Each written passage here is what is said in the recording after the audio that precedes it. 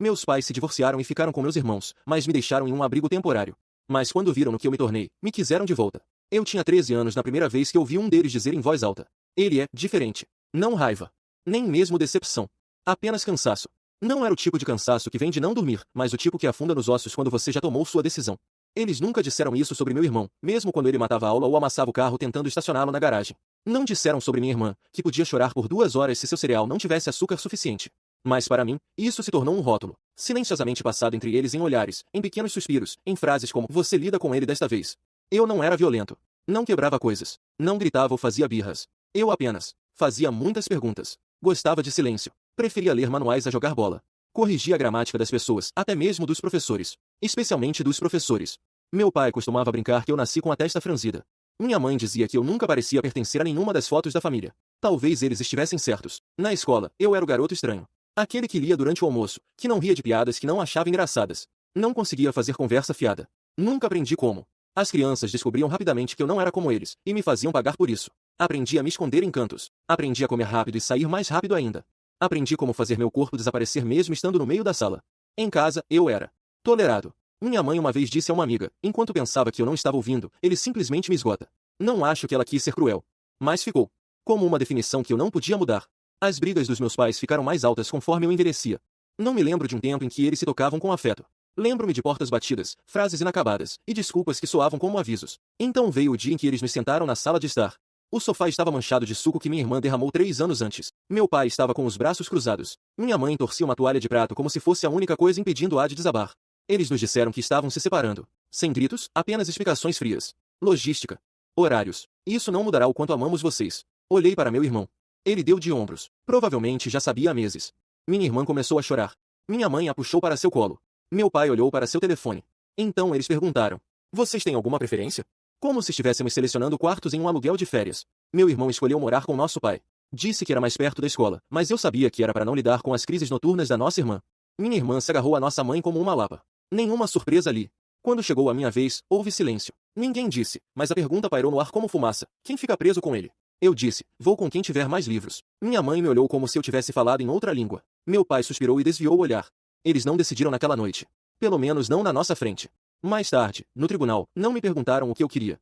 Me disseram.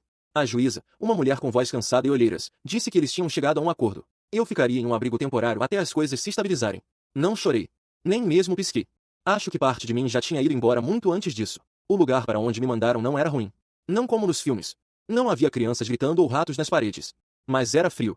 Não frio de temperatura. Emocionalmente. Como se as paredes absorvessem cada palavra e não devolvessem nada. O quarto tinha uma cama, uma cômoda e uma escrivaninha tão instável que tive que enfiar um panfleto dobrado embaixo de uma perna para impedir que balançasse. Havia uma área de jantar comum onde tudo cheirava a desinfetante e macarrão cozido demais. As outras crianças não eram como eu. Algumas tinham passado pelo inferno. Você podia ver nos olhos delas, na forma como observavam as portas como se esperassem alguém voltar que nunca voltou. Na maioria das vezes me ignoravam. Eu não pertencia à tribo delas. A equipe tentava. Alguns mais que outros. Havia uma que sempre pronunciava meu nome errado, mesmo depois de eu corrigi-la 10 vezes. Outra continuava me dando livros que eram 3 séries abaixo do que eu estava lendo. Parei de tentar explicar. Fiquei na minha. Li tudo que consegui encontrar. Reescrevi código na minha cabeça só para passar o tempo. Não estava bravo. Apenas. Em outro lugar. Cartas chegavam para meus irmãos. Visitas eram organizadas. Minha irmã veio uma vez e me deu um adesivo de um pônei.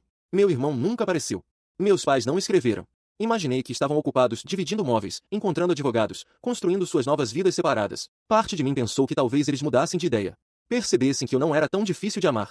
Talvez se lembrassem de algo que eu disse uma vez que os fez rir, ou como eu costumava deixar bilhetes na geladeira corrigindo a ortografia deles.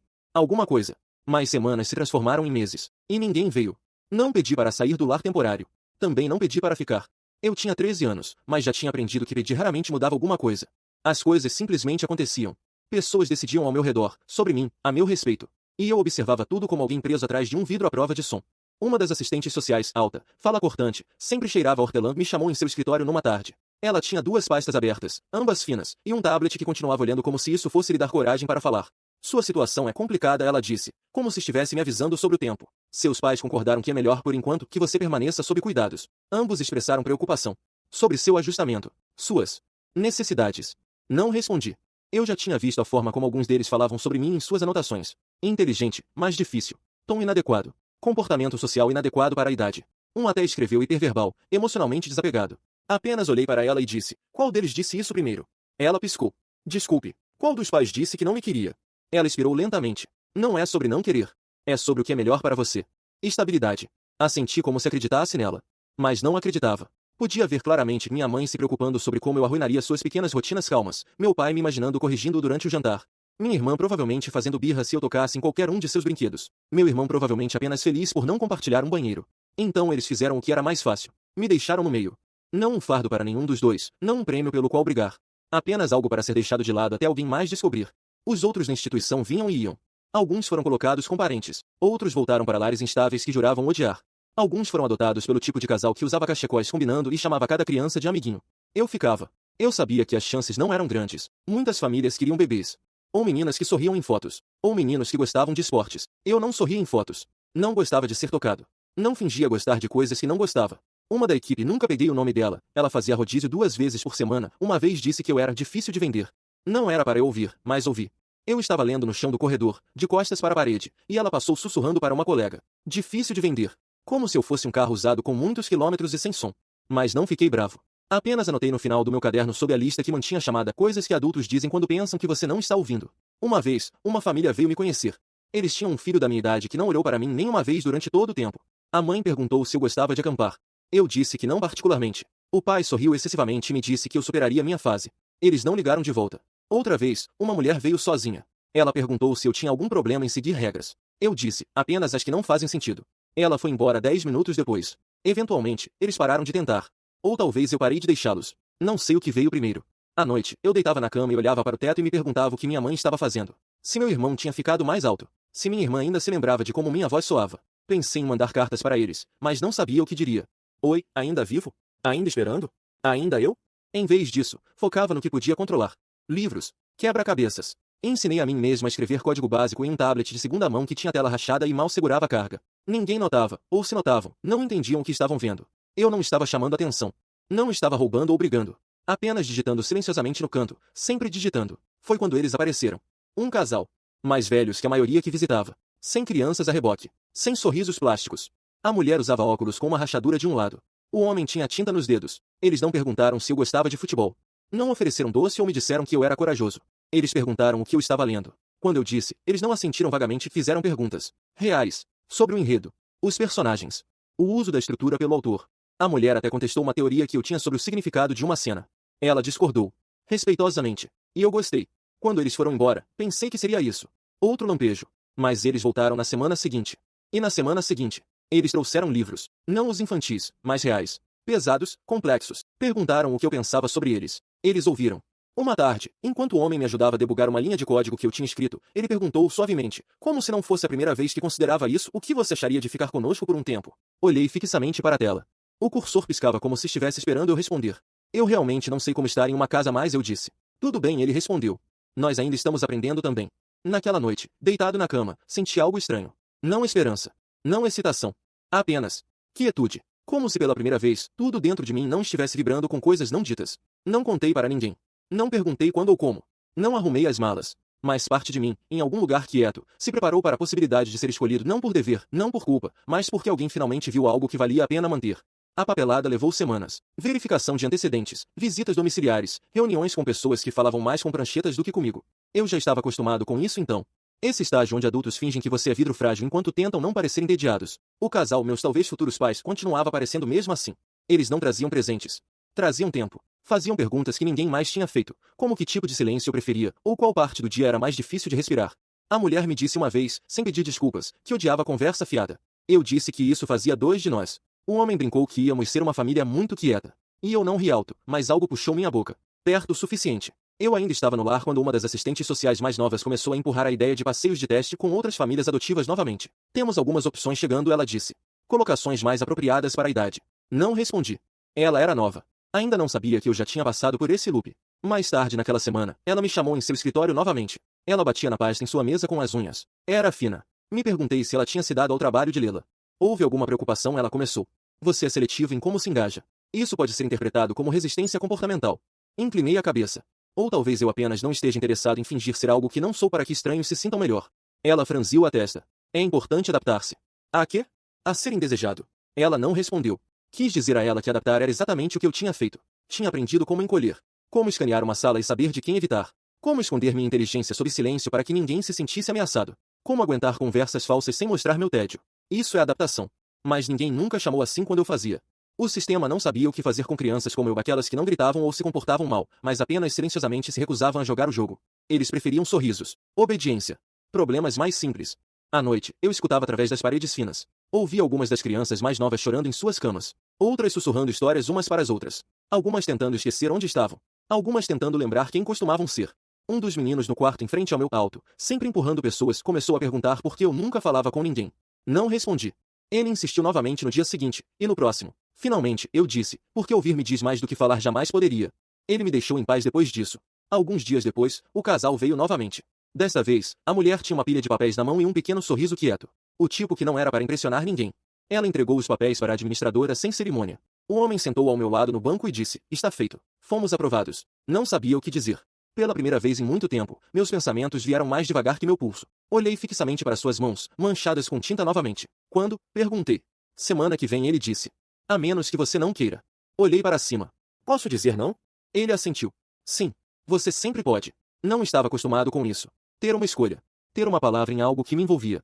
Não disse sim em voz alta, mas assenti uma vez. Isso foi suficiente para eles. A semana final no lar foi quieta. Ninguém fez uma festa de despedida. Sem balões. Apenas um nome novo sendo escrito no quadro branco do lado de fora do meu quarto para retribuição. O espaço que eu ocupei logo pertenceria a outra pessoa. Uma das meninas mais novas, pequenina, sempre desenhando, deslizou um pedaço de papel dobrado para mim na noite antes de eu partir. Era um esboço de mim lendo no corredor. Sem rosto. Apenas um corpo curvado ao redor de um livro. Ela não disse nada. Apenas deixou no meu colo e saiu. Na manhã em que parti, arrumei em menos de 10 minutos. Eu possuía 6 livros, um conjunto de fones de ouvido, e um caderno cheio de código rabiscado e citações que ninguém nunca me perguntou sobre. Carreguei tudo em uma sacola de cordão que tinha o nome meio apagado de outra pessoa nas costas. Eles me buscaram em um carro que cheirava café e pinho. Os bancos estavam gastos. Havia papéis enfiados nos bolsos traseiros, dobrados e amassados. O painel tinha poeira. Parecia habitado. A mulher olhou para mim pelo espelho e perguntou, com fome. Balancei a cabeça. Ela não insistiu.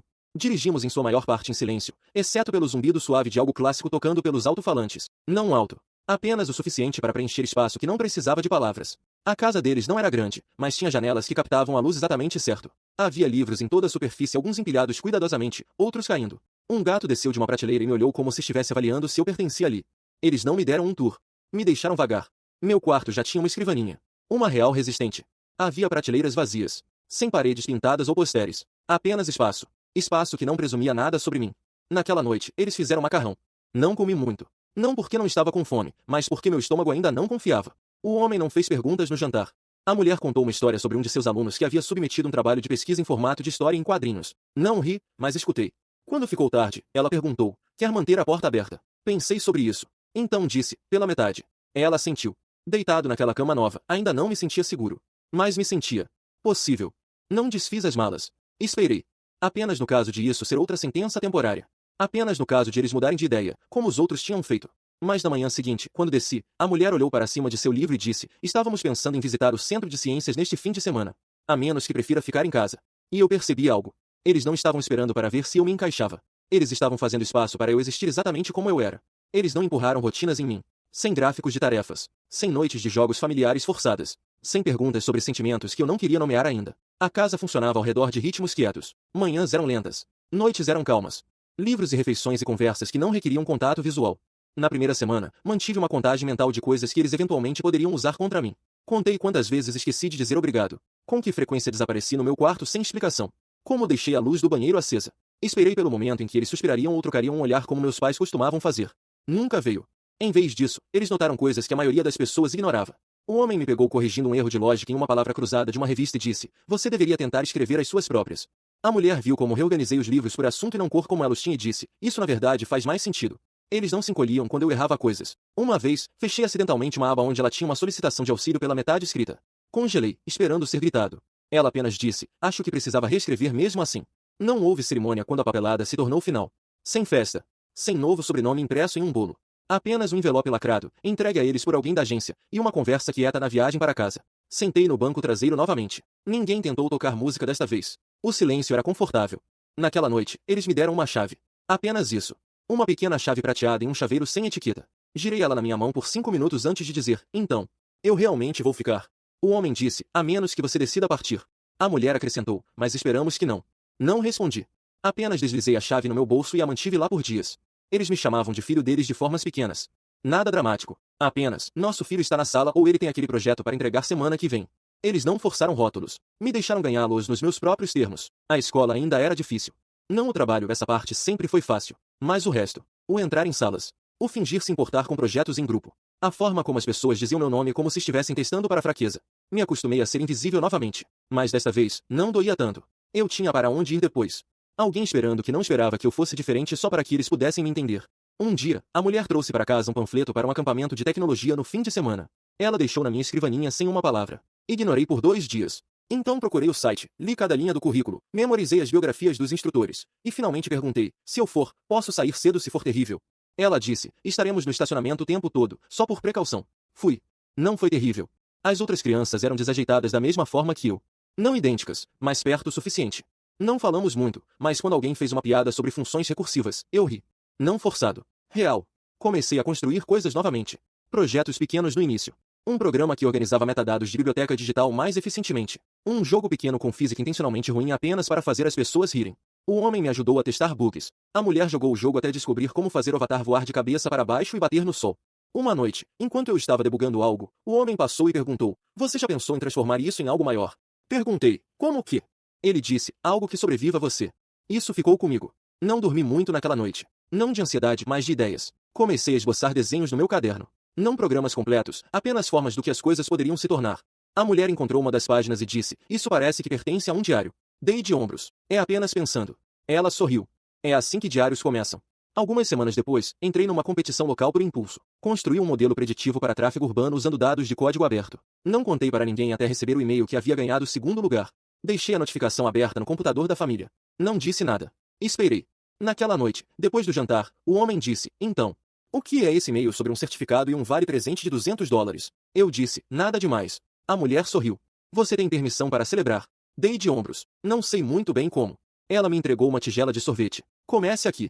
Eles não tiraram fotos. Não postaram sobre isso online. Apenas me observaram comer em silêncio, como se fosse a coisa mais normal do mundo. À noite, ainda mantinha minha porta meio aberta. Não porque estava com medo mais. Apenas porque gostava de ouvir o som deles lendo na sala. Eles eram minha família agora. Sem cerimônia. Sem declarações. Apenas 2 pessoas que ficaram. Que me viram não como um fardo ou um problema, mas como algo se tornando. E pela primeira vez, não estava esperando para ser mandado de volta. Comecei a imaginar um futuro. Não por desespero, mas porque sentia que realmente poderia ter um. É estranho como rápido você pode ir de sobreviver para crescer, uma vez que o chão sob você para de se mover. Meus livros pararam de viver em uma sacola e começaram a viver em prateleiras. Parei de comer apenas o suficiente para não me sentir tonto, e comecei a pedir repetições. Parei de olhar para paredes, e comecei a olhar para fora de janelas. Eles nunca disseram estamos orgulhosos de você de alguma forma dramática. Era mais comum depois que mostrei um quebra-cabeça lógico que tinha resolvido, eles diziam, você é bom em ver o que a maioria das pessoas perde. Ou quando ajudei a organizar seus arquivos antigos escrevendo um script rápido, o homem disse, você sabe que isso é genial, né? Mas não de uma forma que parecia elogio. Apenas um fato. Isso é o que fazia parecer real. Eles não estavam me animando. Estavam nomeando algo para o qual eu não tinha um nome. Na escola, ainda era o garoto quieto. Ainda que não entrava para clubes ou almoçava no refeitório. Mas professores começaram a notar. Uma me deixou pular tarefas porque sabia que eu já tinha feito a leitura extra. Outra perguntou se eu queria ajudar a dar tutoria para crianças que lutavam em matemática. Eu não queria. Mas disse sim mesmo assim. Só para ver o que aconteceria. A criança que me designaram era alta, distraída, sempre fazendo piadas. Ele me chamou de garoto robô pelas primeiras 2 semanas. Então eu o ajudei a passar em seu primeiro teste e ele parou. Não porque gostou de mim, mas porque percebeu que eu não estava tentando provar nada. Eu só queria que ele entendesse. Ele nunca me agradeceu. Eu não esperava que o fizesse. Meus pais, porque agora era assim que o chamava na minha cabeça, mesmo se não em voz alta, começaram a deixar livros e ferramentas pela casa. Não obviamente. Apenas. Acessíveis. Encontrei um kit de solda na minha escrivaninha um dia. Um guia para redes neurais na mesa de centro no dia seguinte. Eles nunca perguntaram se eu gostava. Esperavam para ver o que eu pegava. Essa era a forma deles de me observar crescer. Uma noite, o homem perguntou se eu queria ver onde ele trabalhava. Disse sim antes de pensar. Ele ensinava em uma faculdade comunitária não muito longe da nossa vizinhança. O campus era pequeno. As paredes eram velhas. As salas de aula cheiravam a giz e toner de impressora. Mas quando entrei, algo clicou. Não porque era chique, mas porque parecia vivo. Como se cada pessoa naquelas salas carregasse uma pergunta que ainda não tinha respondido. E isso parecia familiar. Ele me apresentou a uma professora do departamento de ciência da computação. Uma mulher com óculos grossos e uma mancha de café na manga. Ela perguntou no que eu estava trabalhando, e puxei meu tablet. Mostrei a ela um dos algoritmos de ordenação com os quais eu tinha estado brincando. Ela estreitou os olhos. Então olhou novamente. Então disse, isso não está ruim. Então perguntou, quem te ensinou a escrever assim? Dei de ombros. Tentativa e erro. Ela assentiu. Esse é o melhor tipo. Depois disso, eles me convidaram para assistir algumas palestras. Eu não era tecnicamente permitido, mas ninguém me impediu. Tomei notas como se minha vida dependesse disso. Não por notas. Apenas por mim. De volta em casa, construí mais. Reescrevi código antigo só para ver se conseguia torná-lo mais bonito. Construí um chatbot que se recusava a responder perguntas a menos que fossem formuladas educadamente. Meus pais riram desse. Eles começaram a me chamar de um engenheiro silencioso. Não como piada. Apenas algo verdadeiro. Ainda carregava cicatrizes. Não o tipo que você vê. Mas o tipo que te acorda à noite com perguntas como e se eles mudarem de ideia? Ou e se eu for demais? Não falava sobre isso. Não diretamente. Mais uma vez, durante o jantar, perguntei à mulher, se eu partisse amanhã, vocês me substituiriam? Ela olhou do seu prato e disse, não. Assenti. Nem mesmo eventualmente? Ela balançou a cabeça. Você não é um substituto. Olhei para minha comida por muito tempo. Então disse, ok. Naquela noite, desfiz a última caixa do lar. A que mantive escondida debaixo da minha cama. Dentro estava um desenho que a menininha havia me dado. Um caderno rachado. E uma única foto amassada minha e dos meus irmãos diante de tudo se dividir pela metade. Não chorei. Apenas coloquei o desenho na minha nova estante de livros, cuidadosamente, como se importasse. Quando entrei no ensino médio, as coisas ganharam velocidade. Fui convidado para um acampamento de tecnologia de verão com uma bolsa. Construí um pequeno app que mapeava a poluição sonora usando dados de sensores da cidade. Não ganhou, mas um estudante de pós-graduação lá perguntou se eu poderia enviar o código-fonte. Enviei. Essa foi a primeira vez que alguém fora da minha casa olhou para algo que fiz e não disse, isso é impressionante para a sua idade. Ele apenas disse, este é um bom trabalho. E isso significou mais. Minha família biológica ainda não entrou em contato. Sem cartas. Sem ligações. Nada. Parte de mim esperava que o fizessem. Mais meses se transformaram em anos, e o silêncio ficou mais pesado. A mulher, minha mãe agora, uma vez perguntou se eu queria entrar em contato com eles. Eu disse, ainda não. Ela disse, ok. E nunca trouxe o assunto novamente. Não precisava de encerramento. Apenas precisava me tornar. E de alguma forma, eu estava. Silenciosamente. Firmemente. Quase como se tivesse estado esperando para acontecer o tempo todo. Não estava consertado. Não estava curado. Mas estava me tornando alguém de quem gostava. Quando completei 16 anos, meu nome começou a circular em cantos quietos do mundo acadêmico. Não porque eu era alto sobre isso, mas porque meu código falava mais alto do que eu jamais poderia. Começou com uma competição local para estudantes do ensino médio, alguma universidade de cidade pequena tentando construir alcance. Submeti um protótipo para um sistema de agendamento modular que se adaptava aos ciclos de atenção dos estudantes usando entrada de dados passiva. Os juízes não entenderam direito. Mas um dos convidados, um assistente de pesquisa do Laboratório de Inteligência Artificial da universidade, perguntou se eu havia construído do zero. Quando disse que sim, ele assentiu lentamente, então me deu seu cartão. Não pensei muito nisso. Cartões não significam muito quando você viu adultos prometendo o mundo e então desaparecendo. Mas ele fez acompanhamento. Perguntou se eu queria auditar um seminário de fim de semana sobre sistemas adaptativos. Disse que esclareceria com o diretor. Meus pais reais, tiraram o fim de semana inteiro para me levar e trazer.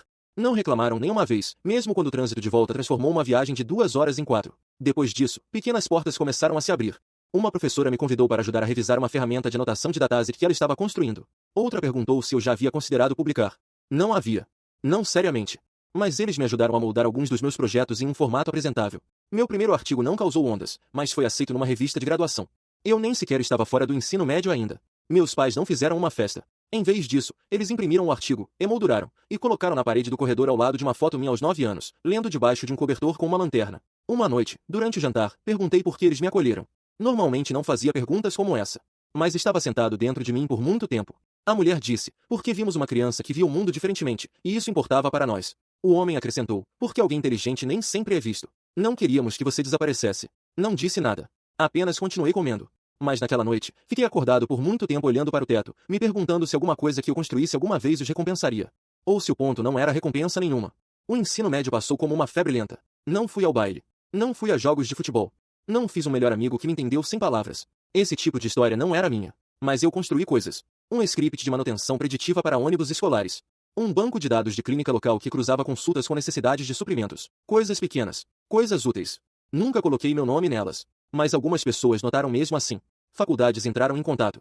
Algumas me convidaram para entrevistas. Outras tentaram me deslumbrar com brochuras e promessas. Mas uma se destacou. Uma universidade particular do outro lado do país. Conhecida por sua pesquisa, não por sua marca. Eles ofereceram bolsa integral. Mensalidade, moradia, até uma ajuda de custo. Sentei com a carta por horas. Meus pais não me pressionaram de nenhuma forma. Apenas perguntaram se eu estava pronto para morar longe de casa. Eu disse, já estive longe de casa antes. A diferença é, desta vez, posso voltar. No outono em que parti, eles me ajudaram a me mudar para um pequeno quarto de dormitório que cheirava a tinta nova e ansiedade. Eles não choraram. Não me fizeram palestra. Apenas me abraçaram apertado, mas não sufocante, e me disseram para ligar quando precisasse, ou mesmo quando não precisasse. Naquela primeira noite, não desfiz as malas imediatamente. Hábito antigo. Mas sentei na minha escrivaninha, abri um documento limpo, e comecei a esboçar algo novo. Algo maior. Uma ideia que tinha me seguido por meses. Uma estrutura, não apenas um produto. Um sistema que poderia evoluir sozinho, aprender com entrada sem inchaço de modelos super treinados. Não tinha certeza se funcionaria. Mas pela primeira vez, isso não me assustava. O ambiente universitário era tudo o que eu tinha imaginado e mais. Intenso. Competitivo. Brilhante. E ainda assim, eu me destacava. Não por ser alto, mas por pensar de lado. Fazia perguntas que outros estudantes não faziam. Quebrava coisas que a maioria das pessoas tinha medo de tocar. Alguns professores me chamavam de refrescante. Outros me chamavam de um problema. Gostei de ambos. Socialmente, ainda estava na periferia. Tinha conhecidos, não amigos. As pessoas respeitavam minha mente, mas não me conheciam realmente. Não deixava. Meu mundo ainda era medido em linhas de código e xícaras silenciosas de café, não festas ou playlists compartilhadas. Mas isso não significava que estava sozinho. Meus pais verificavam regularmente. Sempre mensagens curtas. Nunca grudento. Apenas o suficiente para me lembrar que ainda estavam lá.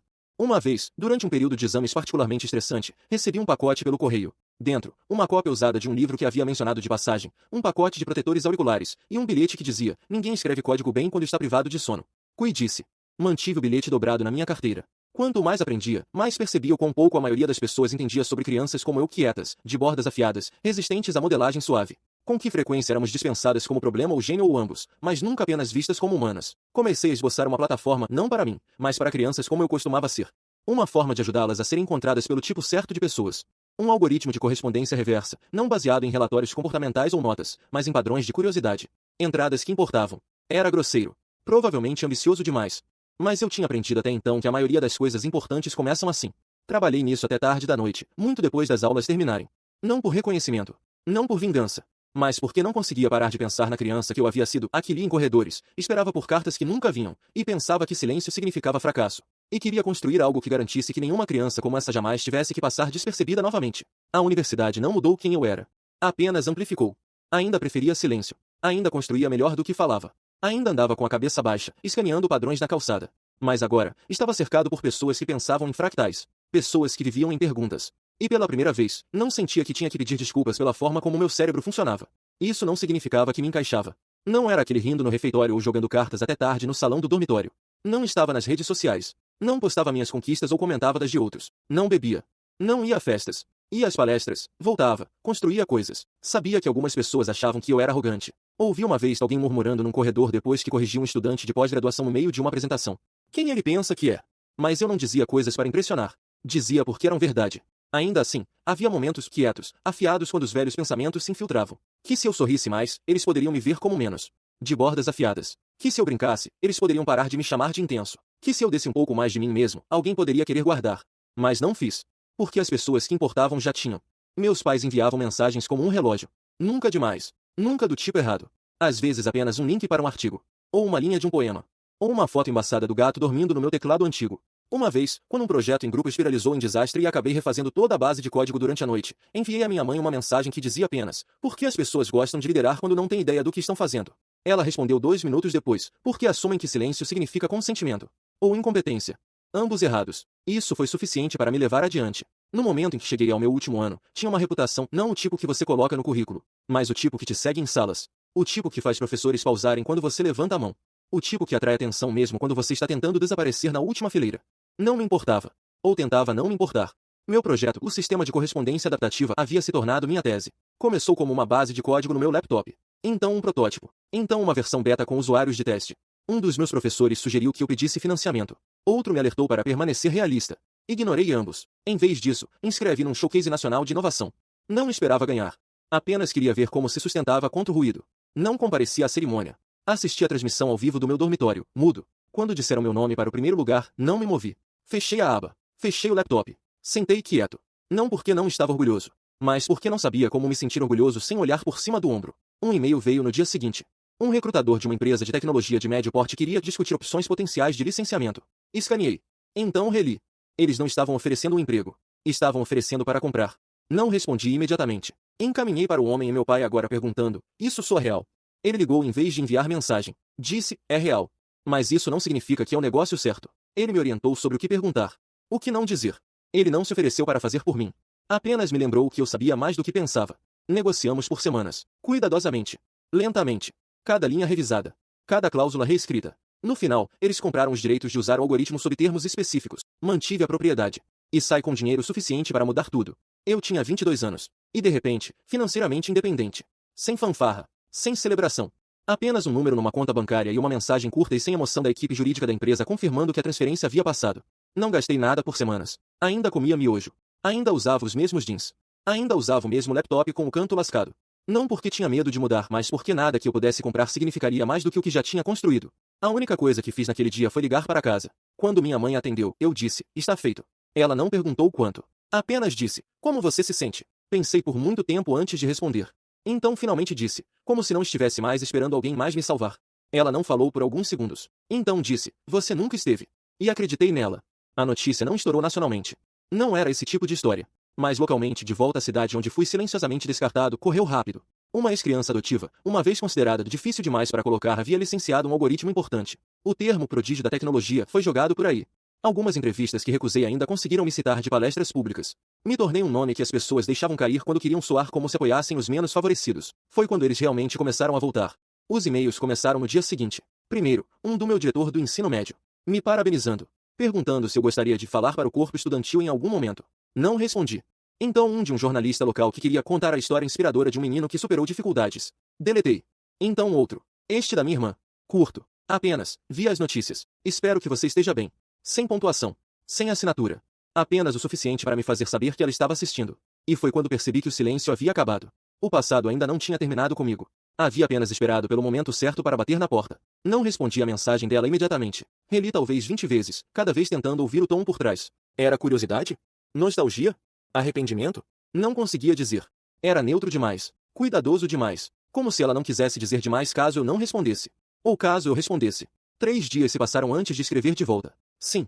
Estou bem. Espero que você também esteja. Foi isso. Parecia responder a um estranho que costumava compartilhar seu rosto na mesa do jantar.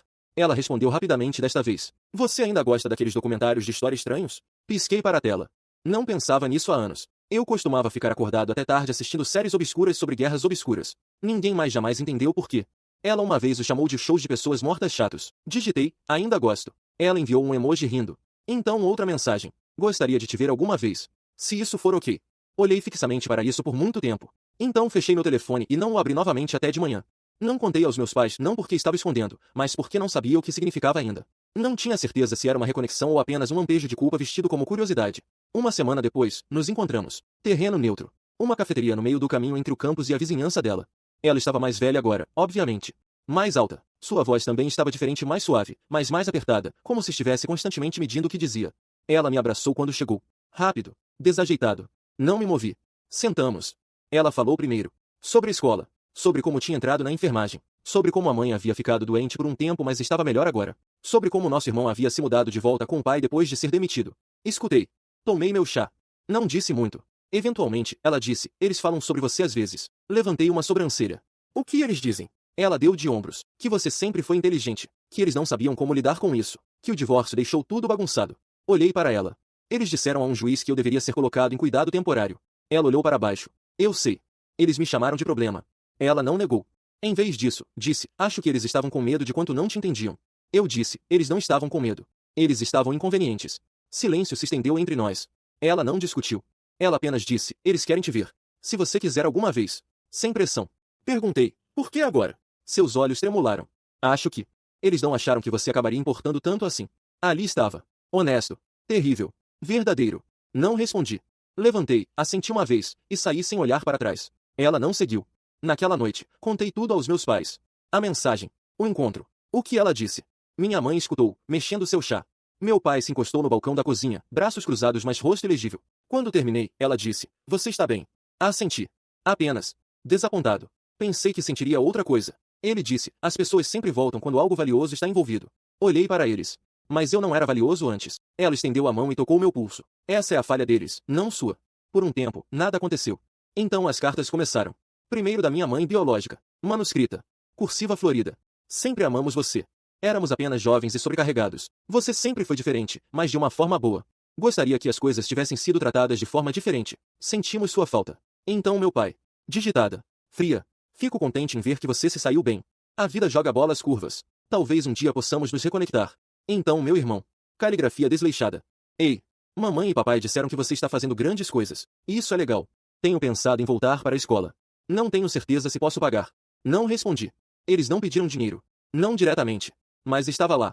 Nas entrelinhas. As menções de contas. De coisas que gostaria de poder buscar se tivessem o apoio certo. Falavam como se nada tivesse acontecido. Como se eu tivesse apenas ido para um acampamento de verão e voltado com uma medalha brilhante. Minha irmã mandou mensagem novamente. Disse que sentia falta de como as coisas costumavam ser. Olhei para a tela. Então digitei, eu não sinto. Ela não respondeu. Uma semana depois, meu pai biológico deixou uma mensagem de voz. Sua voz soava calma, ensaiada. Tenho pensado muito sobre o que poderíamos ter feito melhor. Sobre como deixamos o sistema fazer o que deveríamos ter cuidado nós mesmos. Se você quiser falar sobre investimentos, estou começando algo novo. Poderia usar sua perspicácia. Não liguei de volta. Em vez disso, sentei com meu pai real na garagem, observando consertar uma torneira com vazamento de uma pia antiga que eles usavam para projetos. Eu disse, eles estão circulando como urubus. Ele não se encolheu. Apenas disse, isso acontece quando algo cheira dinheiro. Perguntei, deveria me sentir culpado por ignorá-los? Ele olhou para mim. Apenas se você acha que eles ganharam mais que silêncio. Assenti. Eles não ganharam. Ele me entregou a chave inglesa. Então você já tem sua resposta. Naquela noite, comecei a rascunhar um plano. Um de verdade. Maior que o projeto que havia licenciado. Maior que um produto ou plataforma. Uma ideia. Usar parte do dinheiro, meu dinheiro, para mudar a forma como o sistema lidava com crianças como eu costumava ser. Criar um auxílio para programas de acolhimento que priorizassem desenvolvimento intelectual. Que vissem crianças como mais que arquivos comportamentais. Que as combinassem não com a colocação mais fácil, mas com a mais provável de entendê-las. Não apagaria o que aconteceu comigo. Mas poderia garantir que não acontecesse novamente. E isso parecia mais poderoso que vingança. Parecia me tornar. A distância não me isolou como pensei que faria. Eles pararam de perguntar diretamente. Pararam de enviar mensagens longas e sentimentais. Se adaptaram. Aprenderam a enquadrar as coisas diferentemente. Começou com meu pai biológico novamente. Ele enviou um link para uma listagem imobiliária. Um prédio antigo no centro, não longe do colégio que todos costumávamos fingir que era decente.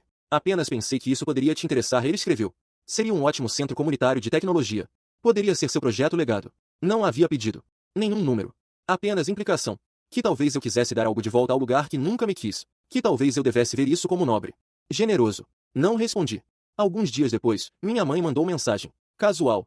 O câncer da sua tia voltou. Estamos tentando mudá-la para mais perto de casa. Voos são caros. Só isso. Sem pontuação. Sem espero que você esteja bem. Apenas dor, estendida como uma mão que queria ser preenchida com algo. Não respondi. Então veio meu irmão novamente. Desta vez, ele não pediu nada. Apenas enviou uma foto de nós três, ele, minha irmã, e eu em uma festa de aniversário de anos atrás. Lembrei do bolo. Chocolate com glacê laranja. Lembrei de não comê-lo. Eu estava doente naquele dia, mas ninguém notou até eu vomitar no tapete depois que todos foram embora. Ele legendou, maluco como o tempo voa, né? Olhei para a foto por muito tempo. Então deletei a mensagem. Eles não estavam tentando se reconectar. Estavam tentando me lembrar que eu lhes devia algo. Não dinheiro. Não realmente. Apenas atenção. Reconhecimento. Um assento numa mesa da qual se afastaram antes de eu ter chance de sentar. Foi quando entendi algo novo. Eles não me queriam de volta porque sentiam minha falta. Queriam acesso. Acesso à história. A narrativa que agora tinha manchetes e dinheiro de auxílio e credibilidade. Queriam ficar perto da luz e fingir que ajudaram. Comecei a falar em painéis não sobre o algoritmo, ou o dinheiro, mas sobre o custo de ser mal compreendido. Sobre como crianças não estão quebradas só porque não sorriem quando mandadas. Sobre como o brilhantismo nem sempre vem num pacote amigável. Sobre como falhamos com as pessoas não porque falta recursos, mas porque falta imaginação. Uma das painelistas, uma mulher mais velha que havia acolhido mais de 30 crianças, veio falar comigo depois. Ela disse, eu costumava pensar que algumas crianças simplesmente não podiam ser alcançadas. Mas talvez eu apenas não estivesse falando a língua delas. Eu disse, às vezes você não precisa falar. Você apenas precisa ficar. Ela sentiu. Essa é a parte difícil, não é? Ficar. É. Foi. Mas os meus ficaram. E essa é a única parte que importa. Fui para casa naquela noite e adicionei uma nova linha ao site da Iniciativa Invisível. Soube no que acreditamos e escrevi. Algumas crianças não precisam ser resgatadas. Elas precisam ser reconhecidas. Porque eu não precisava de alguém para me consertar. Eu apenas precisava de alguém para me ver. E agora, finalmente, eu me via também. Anos depois, as pessoas ainda me perguntam como tudo aconteceu. Querem uma versão que faça sentido numa frase de efeito. Algo fácil de citar. Digerível. Limpo. Perguntam o que mudou tudo. E sempre digo a mesma coisa, nada mudou. Eu apenas continuei. Não é a resposta que esperam. Mas é a verdade. Porque não houve momento milagroso. Sem grande resgate. Sem reversão do segundo ato. Foi apenas uma série de escolhas minhas, deles, dele, dela. Algumas gentis. Algumas egoístas. Algumas covardes. Algumas corajosas. Todas irreversíveis. Fiz as minhas. E eles fizeram as deles. Então onde todos acabaram? Meu pai biológico ainda está na cidade. Administra um negócio modesto, algo a ver com paisagismo, acho. Seu empreendimento nunca decolou. De vez em quando, ele posta coisas online sobre paternidade. Lições. Reflexões. Sempre vagas, sempre autoelogiosas. Pessoas que não o conhecem acham que ele é sábio. Pessoas que conhecem, na maioria ficam quietas. Ele não me menciona pelo nome, mas curte artigos sobre reconciliar com filhos distanciados. Gestos digitais sutis, como um homem jogando anzol num lago e fingindo que não está pescando. Ele não entrou em contato comigo há mais de um ano. Bom, minha mãe biológica mora algumas cidades adiante. Trabalha meio período numa floricultura. Ocasionalmente me manda cartões postais. Nunca com seu endereço de retorno. Apenas mensagens genéricas. Espero que você esteja bem. Pensando em você. Não respondo. Acho que ela tem boa intenção na forma que as pessoas têm quando estão tentando se perdoar sem fazer o trabalho pesado do pedido de desculpas. Ela ainda culpa circunstâncias mais que escolha. Ainda diz às pessoas, quando perguntam, que eu era brilhante e mais difícil. Tudo bem. Deixe ela manter essa versão. Meu irmão tentou recomeçar algumas vezes. Uma escola técnica num estado. Um emprego no varejo em outro. Nada colou. Ele pediu ajuda novamente ano passado, apenas um pé na porta numa empresa com a qual eu tinha parceria. Disse não. Ele parou de me seguir no dia seguinte. Não ouvi dele desde então. Minha irmã é diferente. Ela nunca pediu nada. Nunca usou meu nome para abrir portas. Trocamos mensagens às vezes. Não frequentemente. Apenas o suficiente. Ela tem um cachorro agora. Um apartamento estúdio. Um trabalho que gosta e um chefe que não gosta. Ela me manda fotos de livrarias que acha que eu adoraria. Ela lembra do meu aniversário. Não somos próximos, mas também não somos estranhos. É suficiente. E meus pais de verdade? Eles estão bem.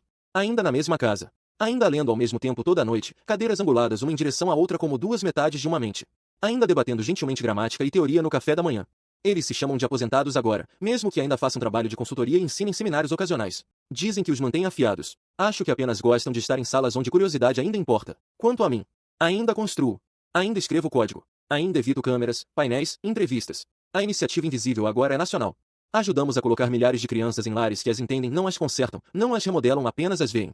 Treinamos assistentes sociais para reconhecer neurodivergência em vez de patologizá-la. Construímos ferramentas para ajudar crianças quietas a falar do seu próprio jeito, no seu próprio tempo. E toda vez que uma colocação tem sucesso, recebo um relatório quieto. Sem nomes. Sem rostos. Apenas, combinado. Estável. Engajado. É suficiente. Às vezes as pessoas perguntam se alguma vez vou me reconectar com aqueles que me abandonaram. Se vou perdoá-los. Abraçá-los. Deixá-los explicar. E sempre digo, já os perdoei. Mas isso não significa que lhes devo uma segunda chance. Perdão não é a mesma coisa que acesso. Amor não é a mesma coisa que permissão. E sangue não é a mesma coisa que confiança. Eles escolheram não ser minha família quando foi difícil. Escolhi não fingir que eram uma quando se tornou conveniente. Não preciso de vingança. Tenho paz. E o menino que deixaram naquela instituição, aquele que chamaram de intenso demais, complicado demais? Ele cresceu. Não apesar deles. Mas sem eles. E isso fez toda a diferença.